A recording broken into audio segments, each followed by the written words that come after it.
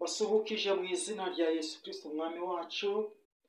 Amahoro ava ku Mana Data abane namwe mwese. Amazina yanjye muzabakiriho Yonasi. Imana ibagirire neza kandi Imana ibahereze umugisha, kandi uko iminsi ihitanye ingoga, ijambo ry'Imana riratubwira ngo turusheho kuba maso no guhora turindiriye amaza ya Nyagasani. Holiness TV. Icyo nabasha kubashishikariza ni uguhora turi maso kandi tukumva yuko Yesu Kristo ari hafi kuzamura itorero rye. Ntabwo Yesu ashaka yuko itorero ryabasha guhurira n'ibibazo bikomeye. Nka ino si igihe kirageze cyo gukira umugeni.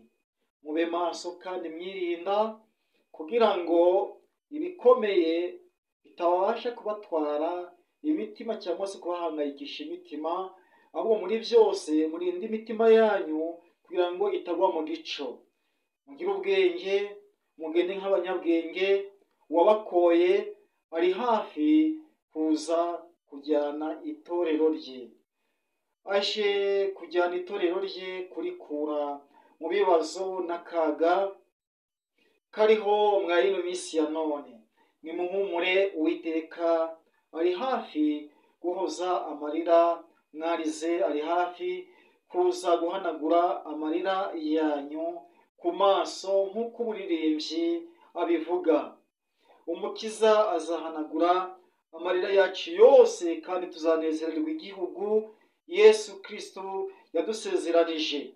Aho ni hahandi hataba amarira, ni hahandi hataba amaganya, ni hahandi haba umunezero n'ibyishimo. Nyamara Yobu aravuga ati afite ibyiringiro yuko mu gihe azaba atari muri uyu mubiri yuko azabona Imana ayirebesha amaso. Nawe ubwawe ibyo byiringiro ubashe kubigira, kuko mu gihe udatekereza, mu gihe utazi hazaza umunsi ukomeye usumbije indi minsi yose mu mateka y'isi, ubwo abantu bazabasha gushyingurwa mu kanya gatoya nk'ako guhumbya, bakibuka bagezeyo batakiri muri uyu mubiri, ahubwo bambitswe undi mubiri, cyangwa se twambitswe indi mibiri mishya, ya yindi idafite kurwara, idafite kubabara. Aho niho tuzabona Imana twambaye iyo mibiri. Itorero rero tukiri hano kwa ino si rigomba gutotezwa kandi rigahura n'akarengane, ariko murebe mu ijuru mukoresheje ubwenge mwahawe. Mugire ubwenge. Uko iminsi ihora itambuka nk'ingoga, wihangana azaragwa icyo gihugu. Ariko nutangira guteshuka ugatangira kwivuruguta, uzabura ingororano. Warazwe na Yesu uzabura ibihembo bitewe n'uko utitwararitse neza. Ariko niwitwararika neza, iyakuraritse ngati komera, shikama, wizere, ube maso, wirinde, wiringire. Iyo yonyine gusa yaguhereje inshingano, bityo ukabasha kuzisoza neza. Izaguhemba kandi izakugeza mu bwami bwo mu ijuru. Aho niho dusiganira. Niba nawe ubwawe ariho usiganira, menya yuko ibitotezo by'intumwa zatotejwe nawe ubwawe bigomba kuzakugeraho. Ntukivovote, ntukinube, kuko icyo azaba ari igihe kizaba gisohoye. Azaba ari igihe kizaba gisohoye. Itorero ntabwo rizatinda hano mwayinose, ntabwo rizatinda, ariko hagowe uritoteza. Hari n'uburyo ugomba kutagendera mu nshingano wahawe, ariko gutoteza itorero, ukikorera ibyo wishakiye, amarangamutima yawe ugasanga niyo aguhitiyemo icyo ugomba kuba wakora kitari mu murongo wo gukurikira Imana. Ibyo rero ntabwo ari byo. Aho niho gutoteza itorero. Gutoteza itorero birimo uburyo bwinshi, harimo ibyiciro.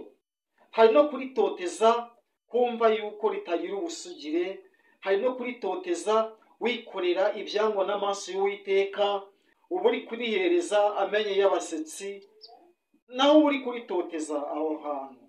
Gerageza rero ubashe gukurikiza inshingano za gikristo, uzigendemo neza, bityo ku iherezo uzatsinda, bityo ku munsi w'urubanza Uwiteka Imana hari icyo azakora, nawe ubwawe uzabasha kunezererwa ari uko izina ryawe ryumviswe mu gitabo cy'ubugingo. Wemerere Yesu Kristo ayobore ubuzima bwawe. Itorero riri hafi gucyurwa mu ijuru. Uwarikoye, uwabashe kuryitangira, ari hafi kurizamura. Arabona imibabaro yawe, arabona agahinda kawe, arabona ishavu ryawe. Igihe kirageze rero Uwiteka Imana aze kukuvana mwa ino si. Itorero rizamure mu ijuru. Itorero riri bugufi kuzamurwa, kuko uwarikoye nawe ubwe ari hafi kurizamura, igihe kiri bugufi. Mwami Imana yacu, ni wowe soko y'ibyiza, turagushimye. Gira neza ubwoko bwawe, wihereze buri wese Mwami kubasha kwitekerezaho no kubasha kumenya icyerekezo arimo yerekezamo. Komeza intambwe z'ibirenge bya buri muntu wese, maze amenye icyo agomba gukora muri ino minsi. Ni mu izina rya Yesu Kristo Mwami wacu, amen. Holiness TV, Holiness TV.